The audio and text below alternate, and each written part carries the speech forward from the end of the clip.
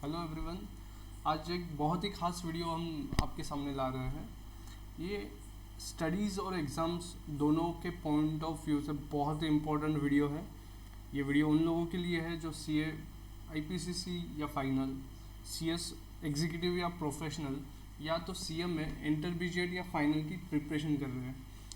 ऐसा क्यों?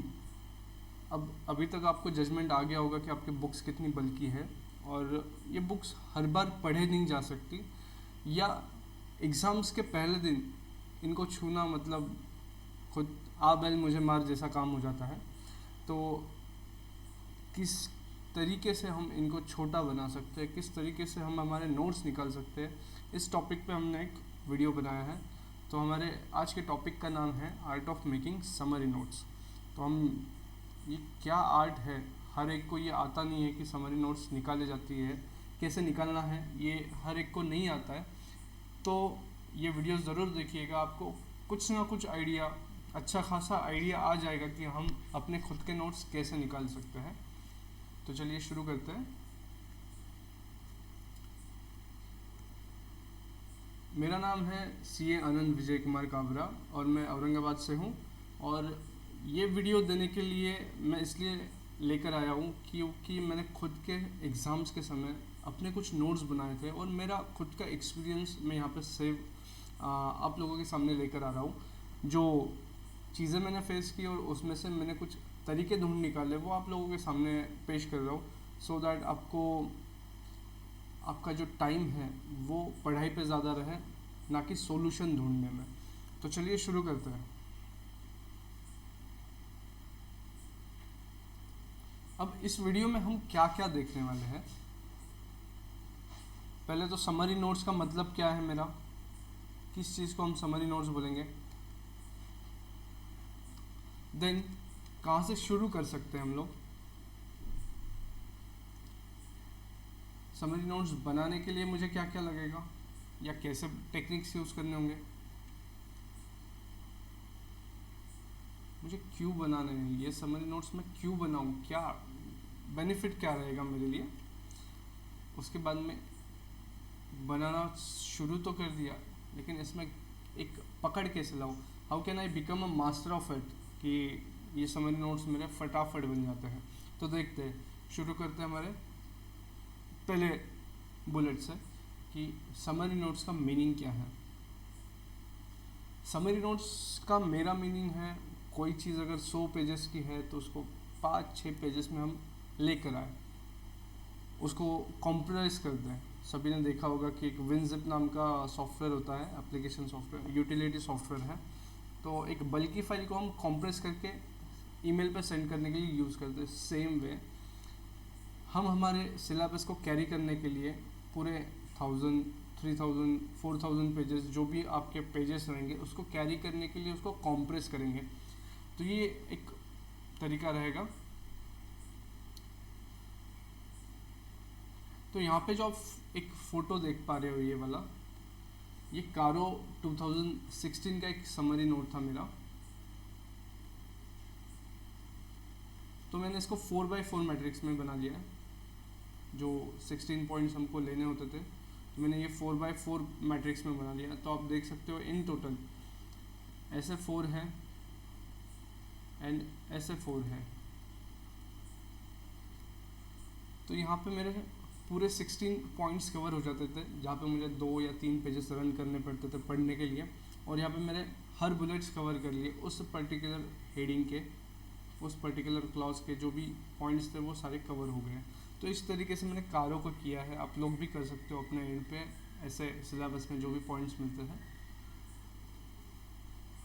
जैसा कि बताया कि 3 या 4 पेज एक ही जगह दिख रहा है, मतलब मुझे डाइजेस्ट करने में भी आसानी हो जाती है। अच्छा, कारों में क्या क्या चीज़ है, मैं क्या क्या देख पा रहा हूँ कारों में, बर्ड्स आई व्यू मिल जाता है, एक ही पेज पे पूरा कारो देख रहा हूँ।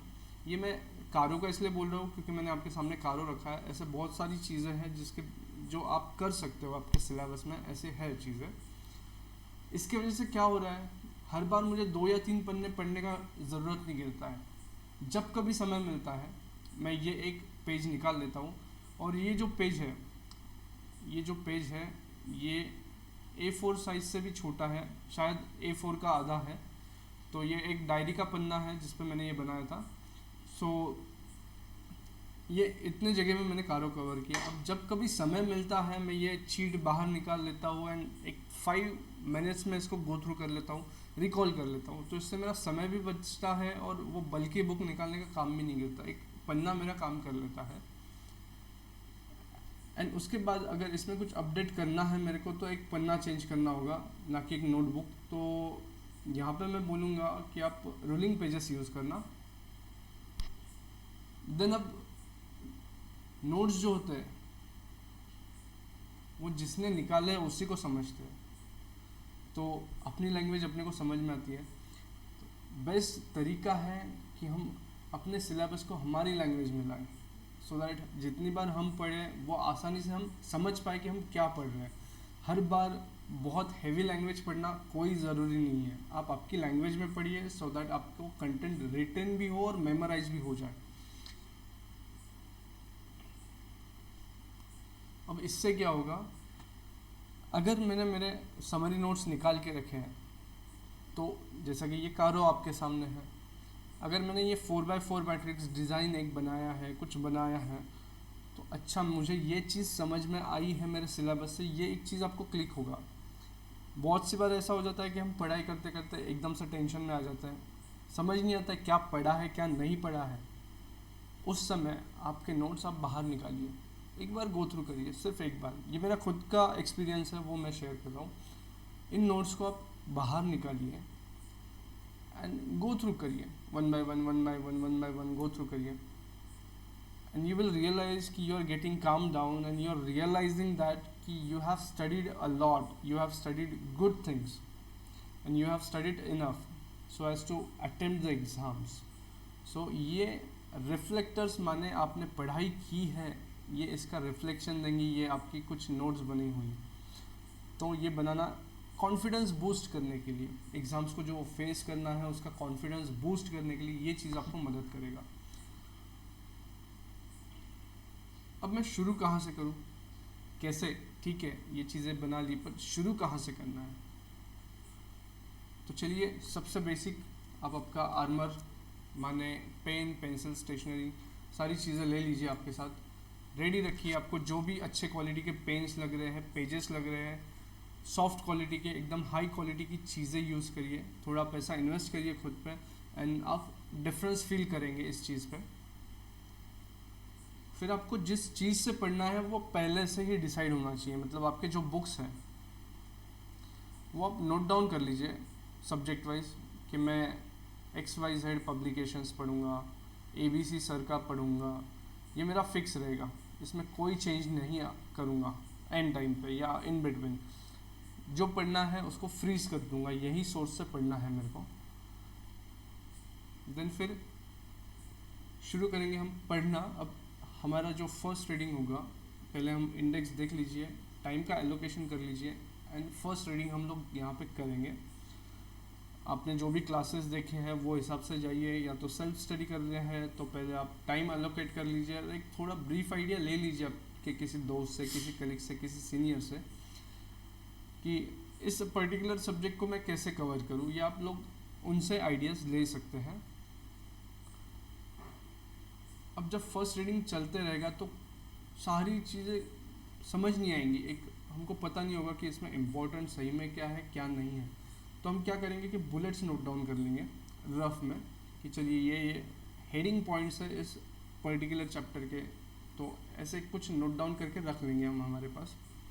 देन फिर कुछ ना कुछ माइंड मैप डेवलप होगा कि अच्छा ये सिलेबस का ओवरव्यू ऐसा है, ये चैप्टर में ये सारी चीज़ें हैं। फिर हम बैठेंगे सेकंड रीडिंग के लिए, तो सेकंड रीडिंग में और भी ज़्यादा क्लैरिटी आपका डेवलप होना शुरू होगा उस सब्जेक्ट के लिए।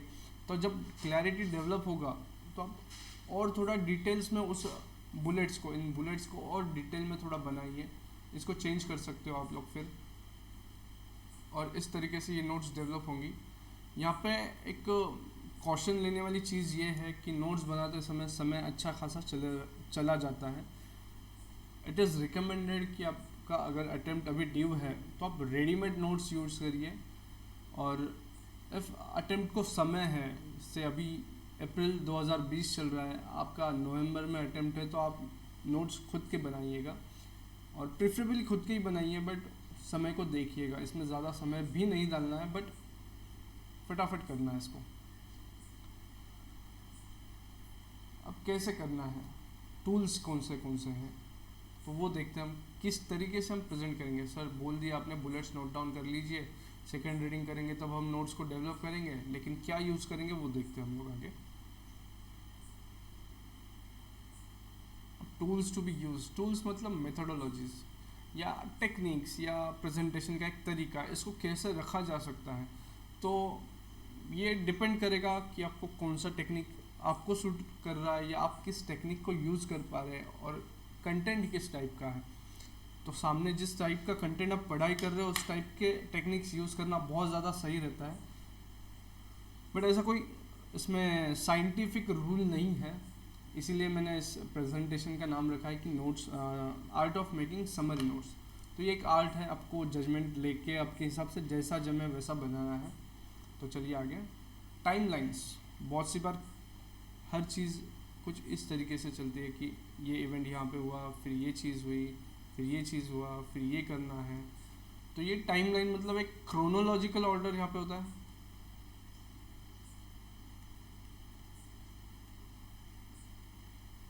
उस ऑर्डर में जाने के लिए हम लोग इस चीज़ को प्रेजेंट कर सकते हैं। मोस्टली कोई हिस्ट्री की चीज़ें होंगी या कोई एक्शन होगा, स्टेप्स होंगे, तो इस पर्टिकुलर सीक्वेंस में लिखना है, तो ये आप डायग्राम यूज़ कर सकते हो।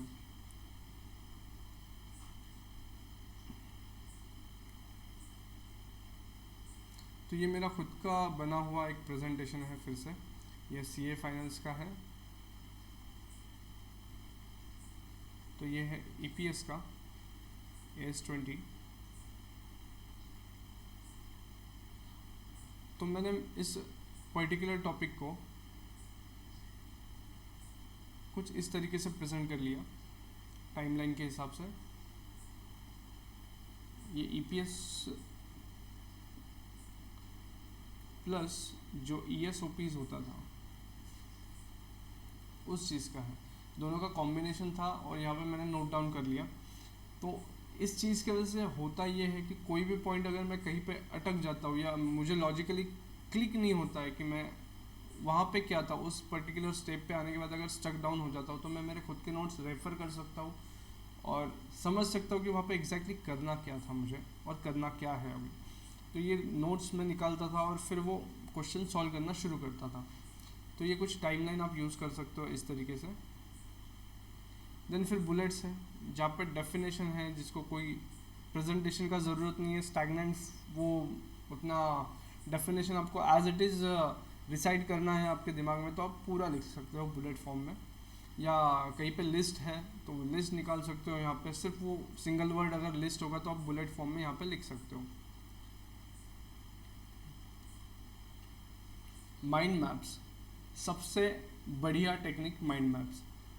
मान लीजिए कोई एक सब्जेक्ट है, यहाँ पे ये मेन सब्जेक्ट है, फिर यहाँ से उसके सब ब्रांचेस निकलेंगे, जो डायरेक्शन में जा सके वो डायरेक्शन में हम इसको ले जाएंगे। मान लीजिए ये A है, ये A1, A2, A3, ये कंटेंट्स है इसके, A4, A5, A6, फिर इसमें और कुछ कंटेंट्स होंगे।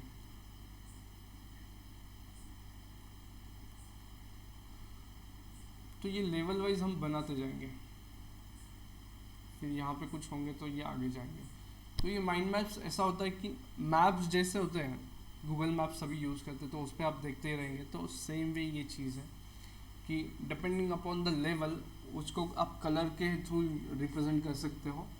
तो एक डायग्राम आपके यहाँ पे सैम्पल के लिए रख रहा हूँ, आप देखिए यहाँ पे कलर में किया हुआ है। इतना सिस्टमेटिक नहीं भी हुआ तो चलेगा, बट फिर भी बहुत सही टेक्निक रहेगा ये करने के लिए। आप ये सिलेबस का ओवरव्यू या किसी चैप्टर का ओवरव्यू लेने के लिए इस टेक्निक को यूज़ कर सकते हैं। फिर टी डायग्राम्स, जैसे हम लोग हमेशा ही बनाते हैं, ये सभी को आता है कि कोई पर्टिकुलर पॉइंट में 3 और चीज़ें हैं, 1, 2 और 3, और फिर उसका कुछ डिटेलिंग यहाँ पे करते हैं हम लोग। तो ये हमेशा से पता है, ये T diagram family tree present करने के लिए यूज़ करते हैं बेसिकली।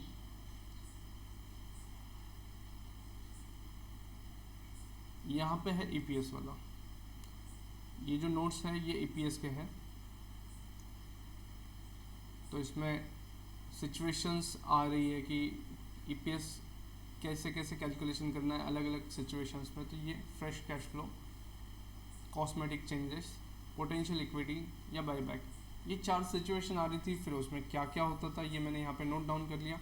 सिंपली मेरा अकाउंटिंग स्टैंडर्ड बहुत कम समय में कवर हो जाता था इसमें।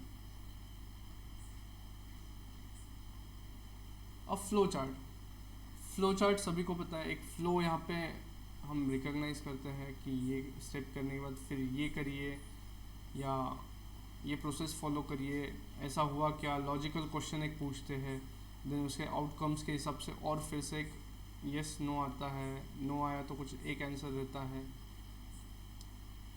ये फ्लो चार्ट हमने यूज़ किया है। ये कहाँ पे यूज़ करना है, जहाँ पे प्रोसीजरल पार्ट बोला है।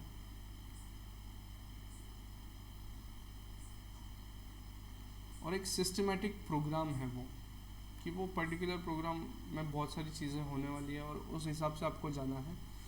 तो एक फ्लो चार्ट मैंने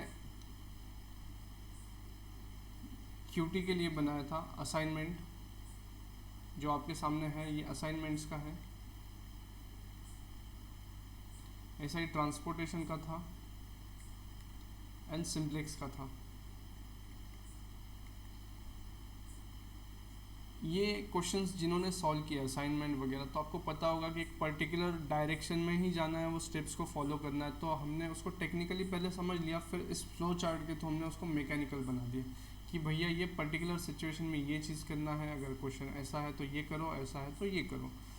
तो ये चीज़ें आप यूज़ कर सकते हो अपने प्रोसीजरल पार्ट्स में। बहुत सी जगह आएगा।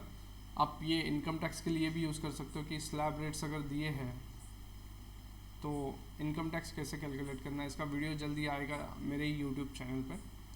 तो ये फ्लो चार्ट यूज़ करके इनकम टैक्स के रेट कैसे कैलकुलेट करने हैं, और यही फ्लो चार्ट का टेक्निक हम ऑफिस में एक्सेल पे यूज़ करते हैं, नोइंगली अननोइंगली। तो चलिए, ये होता है फ्लो चार्ट। सबसे बढ़िया टेक्निक ये भी है।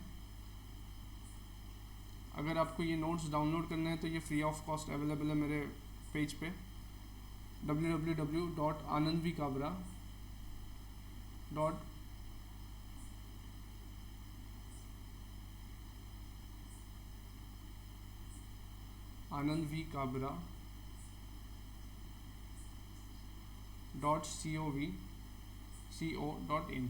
यहाँ पे आप इस नोट्स को डाउनलोड कर सकते हो, या तो ये डिस्क्रिप्शन में मैं डाल दूँगा। सबसे इम्पोर्टेंट सवाल, टेक्निक्स देख लिए, होगा क्या समरी नोट्स बनाने से, होगा क्या।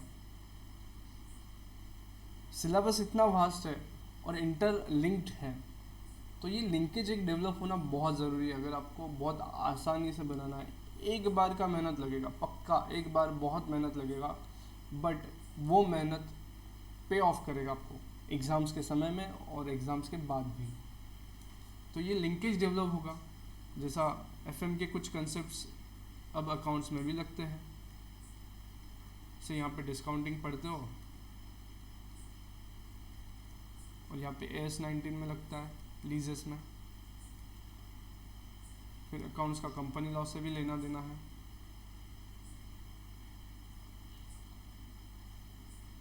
इनकम टैक्स की कुछ चीज़ें कनेक्टेड है। तो ये सारी चीज़ें होती हैं यहाँ पे। तो ये लिंकेज कैसा है, क्यों है, ये समझ में आता है अगर आप आपके नोट्स बनाते हो तो। देन एक अंडरस्टैंडिंग डेवलप हो जाता है, पहले ही बता दिया। और नोट्स बनाने के पहले या बनाते बनाते आपके 2 या 3 रीडिंग हो ही जाते हैं साइमल्टेनियसली। तो मतलब आपका जो वॉल्यूम होता है दिमाग में बैठने जैसा, तो 3 बार आप पढ़ चुके होते हो ऑलरेडी। जो हम रिवीजन के लिए बाद में समय रखते हैं, तो ये आप 2 या 3 बार ऑलरेडी पढ़ चुके होते हो जब आप नोट्स बना रहे हो। और 2 या 3 बार पढ़ने के बाद आपके जब नोट्स बनते हैं, और उस नोट्स को आप जब बार बार रिवाइज करोगे, जब भी 5 या 10 मिनट का एक वैक्यूम मिलता है, एक समय मिलता है, और आप कोई भी एक नोट्स निकाल लीजिए, बिलीव करिए 10 मिनट में आप 1, 2, 3, 4 चैप्टर वो आप कवर कर सकते हो आसानी से। 5 या 10 मार्क हर बार आप रिकॉल कर सकते हो, उतना सिलेबस आप कवर कर सकते हो इन 10 मिनट्स में। और ये बेसिकली आप अगर ये नोट्स यूज़ करना शुरू कर दो और इसका हैबिट लगा लो, तो एग्ज़ाम समय में अभी तो होगा ही होगा हेल्प आपको कि स्टडी कर रहे हो तब, बट जब एग्ज़ाम 1 डे बिफोर जब आता है तब 1000 पेजेस का बुक निकालना आसान नहीं होता बाहर, उस 1000 पेजेस पे वर्क करना आसान नहीं होता है। तब हम यूज़ करेंगे हमारे खुद के नोट्स। बिलीव करिए, आप 1 या 2 घंटे का समय लीजिए, पूरा समय आपको खुद को लीजिए आइसोलेशन में जाके, और वो जो नोट्स आपने पहले यूज़ किए आपके बनाए हुए वो नोट्स को ही लीजिए बाहर और याद करिए कि क्या क्या है इस पॉइंट्स में। बिलीव करिए 1 या 2 घंटे में पूरा सब्जेक्ट आपके दिमाग में लाइव हो जाएगा। लाइव जैसा मतलब पूरा की पूरा लॉजिक लग रहा है, इधर से उधर क्या था, ये प्रोविज़न किससे कनेक्टेड है, वो प्रोविज़न किससे कनेक्टेड है। और ये मैं ऐसी ही बात नहीं कर रहा हूँ, ये मैंने खुद किया है, खुद पे आजमाया है, इसलिए यहाँ पे बोल रहा हूँ। और ये मैंने एक्सपीरियंस भी किया है। जैसे मैंने एग्जाम्शन स्कोर किए थे, तो आईडीटी का पेपर जब था मेरा ओल्ड सिलेबस में, जब एक्सरसाइज एंड ऑल चीज़ें थी, तो तब मेरे को 1 या 2 घंटा लगता था पूरा सिलेबस रिकॉल करने में, एंड आई स्कोर्ड 65 मार्क्स, जबकि वो टफ पेपर आया था। तो ये हुआ, ये सारी चीज़ें हुई जो मैंने आपको यहाँ पे शेयर की है, ये सारी चीज़ों की वजह से मैंने वो एग्जाम्शन स्कोर किया। आई वॉज क्वाइट रिलैक्स कि मेरा आईडीटी हो गया था। बाकी लोग पढ़ रहे थे लेकिन मैं शांति से बैठ के 2 रीडिंग तो कर चुका था पेपर के पहले तक। उसके वजह से मैं बहुत शांत था, पैनिक नहीं हुआ। बाकी लोग थोड़ा हेजिटेट हो जाते, यार कवर नहीं हो रहा है सिलेबस, तो उस चीज़ से हम लोग दूर रहेंगे। और वही चीज़ है, हाफ बैटल वहीं पे जीत जाते हैं। अगर हमारा विकेट ना गिरा हो तो हम कॉन्फिडेंस से बैटिंग करेंगे, आधे विकेट तो पहले ही गिर चुके होते कि मेरे पढ़ाई नहीं हुई, तो उस चीज़ से हम दूर रहेंगे।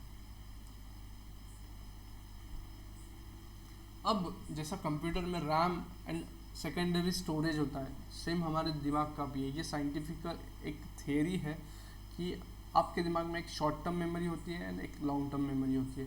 तो अब जो भी कुछ पढ़ते हो एक दिन में, वो आपके शॉर्ट टर्म मेमोरी में जाता है। जब आप सोने जाते हो तो वो मेमोरी ब्लॉक्स क्लियर हो जाते हैं। सेम वे जैसा कंप्यूटर को स्विच ऑफ कर दिया, रैम में से पूरा डेटा उड़ गया, तो आपके मेमोरी के साथ भी वही होता है। अब इसको आपके लॉन्ग टर्म मेमोरी में डालने के लिए आपको कंटिन्यूसली 2 या 3 रीडिंग करना बहुत ज़रूरी है। और स्पेशली आप जब सोने जाते हो तो उसके पहले आपको जो भी एक कंटेंट डिसाइड करना है आपके दिमाग में, वो पढ़िए सोने के पहले, तो वो आपके लॉन्ग टर्म मेमोरी में शिफ्ट होना शुरू होगा। आपको बहुत सी बार ऐसा सपना गिरा होगा, पढ़ाई करते हैं, बहुत पढ़ाई करते हैं, मेहनत करते हैं, और जब सोते हैं तो नींद में से एकदम से उठ जाते हैं और पता चलता है कि अरे यार मैं दिमाग में कुछ एफएम के सम सॉल्व कर रहा था, या तो मैं टैक्सेशन सॉल्व कर रहा था। ये जो सिचुएशन आता है ये इसी चीज़ की वजह से आता है। तो ये अच्छी बात है कि ये सिचुएशन आता है, आप लोग बहुत अच्छी मेहनत कर रहे हो, ये उसका एक इंडिकेटर होता है। तो यहाँ पे एक रूल फॉलो करिएगा कि बेड रात को मतलब सोने के पहले एक रिवीजन ज़रूर करिएगा, जिस चीज़ का पॉसिबल हो सके उस चीज़ का। तो इस सब का बेनिफिट शायद आप लोग ऐसे रहेंगे फिर एकदम शांत निवांत एग्ज़ाम देने के लिए तैयार, और ज़्यादा ठंडे दिमाग से एग्ज़ाम दोगे तो बहुत ही अच्छे से स्कोर कर पाओगे और कंटेंट्स को लिख पाओगे। देखिए बंदे के चेहरे पे क्या एक निवांतपना है, वो आप फील कर पाओगे। ये सारी फ़ोटोज़ मैंने ही खींची है, जितनी भी आपको यहाँ पे प्रेजेंटेशन में दिखाई है। अब आईटी असेसमेंट प्रोसीजर्स जो है वो लगभग 100 पन्ने पढ़ने पड़ते हैं हमको। तो जब हम इन बिटवीन आते हैं तो हमको पहले का लिंक नहीं लगता है, फिर आगे जाते हैं तो भूलते भूलते जाते हैं। तो ऐसे 100 या 150 पेजेस को मैंने एक ही पेज में समराइज़ किया था जब मैं सीए फाइनल्स का प्रिपरेशन कर रहा था, और इस चार्ट को सभी ने बहुत ज़्यादा लव दिया है। आज तक इसके 10,000 प्लस डाउनलोड्स हो चुके हैं। आप डाउनलोड कर सकते हैं सीए क्लब इंडिया से इसको। अब ये अपडेटेड तो नहीं है, बस मैं आपको बताना चाहूँगा कि क्या पॉसिबल है शॉर्ट नोट्स के थ्रू। तो ये एक चीज़ मैंने बनाई थी, कोर सेक्शंस ऊपर और part B, sorry primary sections का एक पार्ट बना दिया एंड कोर सेक्शंस का एक पार्ट बना दिया। यहाँ पे ये जो है ये एंट्री कैसे होता है, मतलब यहाँ पे एंट्री कैसे मिलता है असेसमेंट के लिए, और यहाँ पे कैसे मिलता है, ये दो रास्ते हैं असेसमेंट ओपन होने के लिए, और यहाँ पे जो है वो प्रोसीजरल पार्ट है जो डिपार्टमेंट कैरी आउट करता है। तो ये एक ही पेज पे पूरा असेसमेंट प्रोसीजर मेरा हो जाता था, and it takes 10 to 20 minutes to revise it, that's it, हो जाता है मेरा इतने में। ये अपडेटेड नहीं है, फिर से एक बार बताऊंगा। मास्टरी करना है, एकदम से नहीं होगा, प्रैक्टिस प्रैक्टिस एंड प्रैक्टिस, हर चीज़ का एक ही की है। कोई भी चीज़ पे आपको अगर मास्टरी लाना है तो प्रैक्टिस करिए, परफेक्ट प्रैक्टिस करिए, अच्छे से प्रैक्टिस करिए, पूरे दिल से प्रैक्टिस करिए, आपका उस पर मास्टरी आ जाएगा। फिर वो कोई भी चीज़ हो, चाहे स्टडी का कोई कंटेंट हो या आपका कोई स्किल सेट हो। तो ये मेरा ऑडिट का बुक है, पंकज गर्ग सर का question answer book.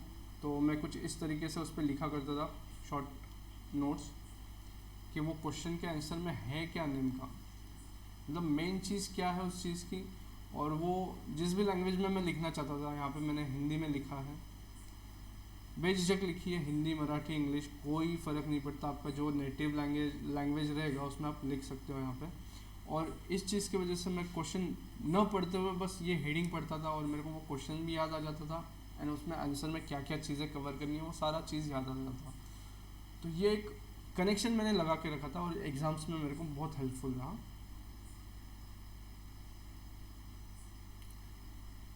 So that's all from my side. I hope ये वीडियो आपको हेल्प करेगा, और आपको ये वीडियो बहुत ज़्यादा पसंद आएगा। आपका लव हम पे शावर करिए, लाइक करिए, सब्सक्राइब करिए, कमेंट करिए, और ये वीडियो शेयर करिए आप लोगों के दोस्तों के साथ, और हेल्प करिए सभी की उनको शॉर्ट नोट्स बनाने में। और आप हमको विज़िट कर सकते हो हमारे वेबसाइट पे anandvikabra.com, और आप लॉगिन करके कमेंट भी करिए कैसा लगा ये। Lastly I wish you all the best, अच्छे से प्रिपेयर करिए। Thank you.